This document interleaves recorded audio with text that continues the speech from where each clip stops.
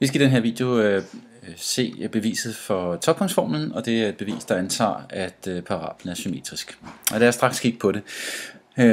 Her på figuren har vi en parabel, og lad os antage, at den er symmetrisk omkring toppunktet. Så ved vi alle sammen godt, at skæringen med y-aksen, den findes i C. Det fås jo ved at sætte 0 ind på x's plads, så kan man finde ud af det. Men der er også et andet punkt på parablen, som har en y-værdi, der er c. Og det er markeret her, det punkt, der hedder 2xt. Og det er lige præcis dobbelt så langt ud som toppunktet, fordi fra x lig 0 og hen til x lig t, der er lige så langt som fra xt over til 2xt, altså den dobbelte afstand. Og det er jo fordi, at parablen er symmetrisk. Lad os prøve at finde den her x-koordinat til toppunktet ud fra det her punkt, der hedder 2xt. Så vi ved alle sammen, at forskriften for et andengradspolynomium, det er f af x lig med ax i anden plus bx plus c. Og for at finde ud af de x-værdier, der giver en y-værdi på c, jamen så sætter vi f af x lig c, altså y-værdien lig c. Og så får vi en ligning, og den kan vi jo se sådan rent grafisk i hvert fald, at den har to løsninger. Både en løsning nede ved x lig 0, men også den løsning, der hedder 2xt. Og lad os prøve at løse den her ligning. Først kan vi se, at hvis vi trækker c fra på begge sider, så kan vi få reduceret det lidt i hvert fald. Og venstre siden, der optræder x i begge led, så x kan sættes uden for en parentes. Og så kan vi bruge nulreglen her. Der står x gange, og så en parentes, hvor der står et andet tal i. Og hvis det skal give 0, så skal enten x være lige 0, eller det inde i parentesen skal være lige 0.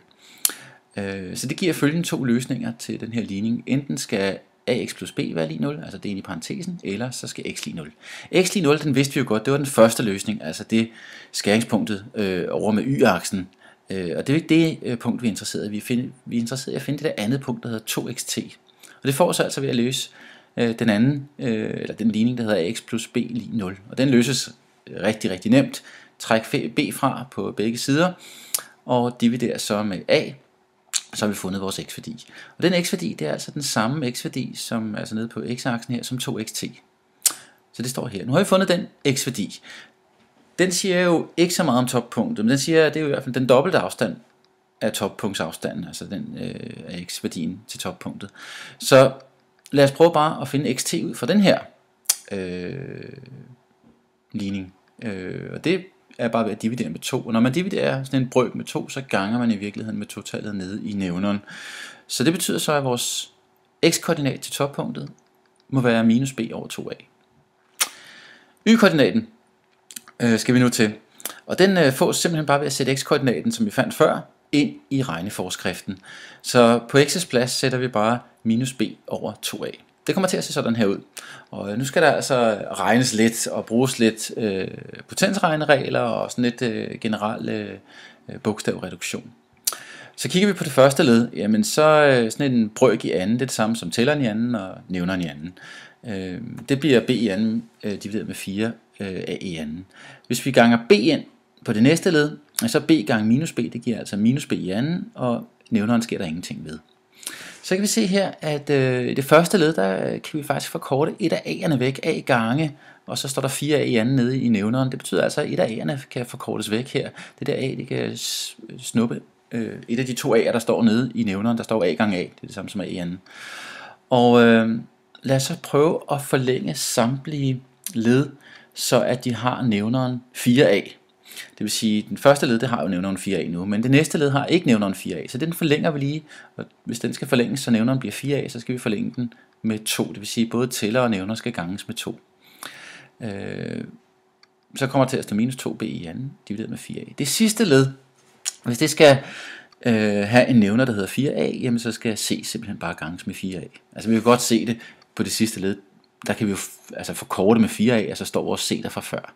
Så nu har vi alle sammen, samme nævner i alle tre led, og vi kan sætte på fælles brøkstreg, og så er det bare at reducere lidt her. b i anden minus 2b i anden, det giver altså minus b i anden.